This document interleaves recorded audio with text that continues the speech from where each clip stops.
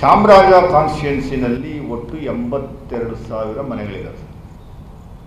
ನನಗಿರುವಂಥ ಮಾಹಿತಿ ಪ್ರಕಾರ 82,000 ಮನೆಗಳ ಪೈಕಿ 68,456 ಮನೆಗಳಿಗೆ ಉಚಿತ ಕರೆಂಟ್, 200 ಯೂನಿಟ್ ಫ್ರೀ. ಅದು 2,60,000 ಮತದಾರರಿದ್ದಾರೆ 82,000 ಮನೆಗಳಲ್ಲಿ. ಇವರೆಲ್ಲರೂ ಬೆನಿಫಿಷಿಯರೀಸ್. ನಮ್ಗೆ ಅಲ್ಲಿ ವೋಟ್ ಬಿದ್ದಿರೋದು 44,000, 49,000. BJP ಬಿದ್ದಿರೋದು 1,10,000. ಅಲ್ಲ, ವೋಟ್ಗೋಸ್ಕರ ಅಂತ ಹೇಳ್ತಾ ಇಲ್ಲ. ಅಂದರೆ ನಮ್ಮನ್ನು ತಿರಸ್ಕಾರ ಮಾಡಿದ್ದಾರೆ, ನಮ್ಮನ್ನು ವಿರುದ್ಧ ವೋಟ್ ಮಾಡಿದ್ದಾರೆ. ಅಂದರೆ ಗ್ಯಾರಂಟಿ ಆ ಉಚಿತ ಕರೆಂಟ್ ತಗೊಳ್ಳೋವಂಥ ನಮ್ಗೆ ಇಷ್ಟ ಇಲ್ಲ.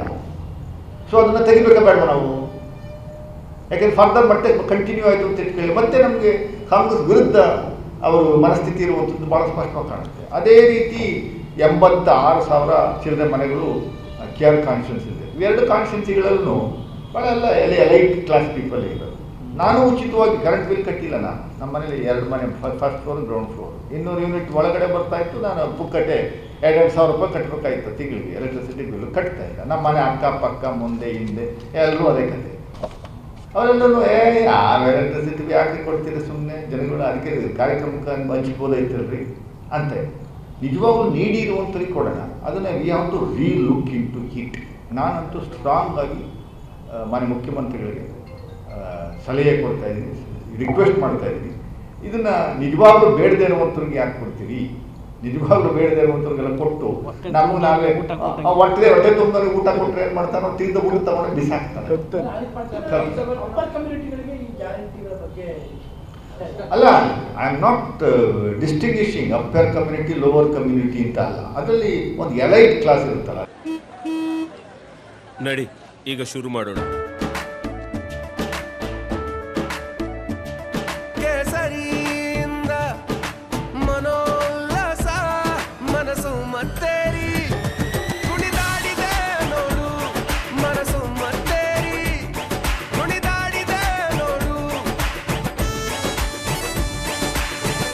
ಕ್ಷಣ ಕ್ಷಣವೂ ಆಚರಿಸಿ ಕೇಸರಿ ಹಬ್ಬ.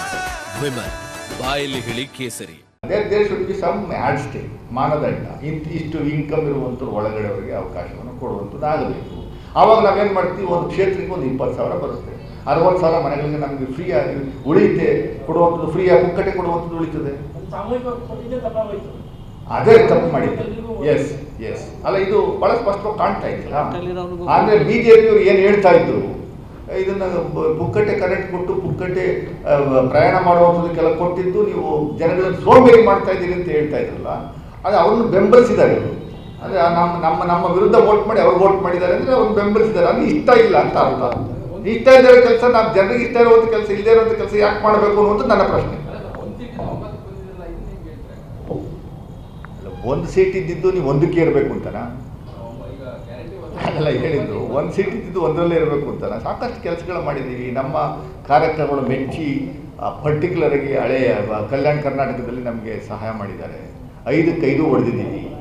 ಮಲ್ಲಿಕಾರ್ಜುನ ಖರ್ಗೆ ಸಾಹೇಬರಿರುವಂಥ ಕ್ಷೇತ್ರದಲ್ಲಿ 5ಕ್ಕೆ 5 ಹೊಡೆದಿದ್ದೀವಿ. ಜಾರಕಿಹೊಳಿ ಅವರ ಡಾಕ್ಟರ್ ಗೆದ್ದಿದ್ದಾರೆ. ಈ ಥರ ನಮಗೆ ಅವಕಾಶ ಸಿಕ್ಕಿದೆ. ಹಳೆ ಮೈಸೂರು ಭಾಗದಲ್ಲಿ ನಮಗೆ ಭಾಳ ಡಿಸಪಾಯಿಂಟಿಂಗ್ ರಿಸಲ್ಟ್ ಬಂದಿದೆ.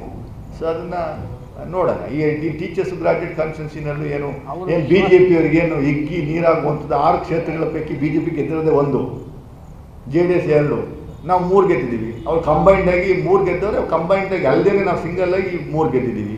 ನಾವು ಒಂದು ಟೀಚರ್ ಗೆದ್ದಿದ್ದೀವಿ, 2 ಗ್ರಾಜ್ಯುಯೇಟ್ಸ್ ಗೆದ್ದಿದ್ದೀವಿ. ಅವ್ರು 2 JDS 2 ಟೀಚರ್ಸ್ ಗೆದ್ದವ್ರೆ. 4 ಕಡೆ ನಿಂತಿದ್ರಲ್ಲ BJPಯವರು, ಒಂದೇ ತಾನೇ ಗೆದ್ದಿರೋದು. ಅವ್ರದ್ದು ಕ್ಷೇತ್ರ ತಾನೇ ಅವೆಲ್ಲ. ನಾವು ಎಲ್ಲ ಕಾಗದೇ ಇರುವಂಥ ಕ್ಷೇತ್ರಗಳೆಲ್ಲ ಗೆದ್ದಿದ್ದೀವಿ ಸರ್. ವಿತ್ ಅಲಯನ್ಸ್ ಅವರು. ವಿತ್ ಅಲಿಯನ್ಸ್ ಇರಲಿ. Thank you sir. Thank you.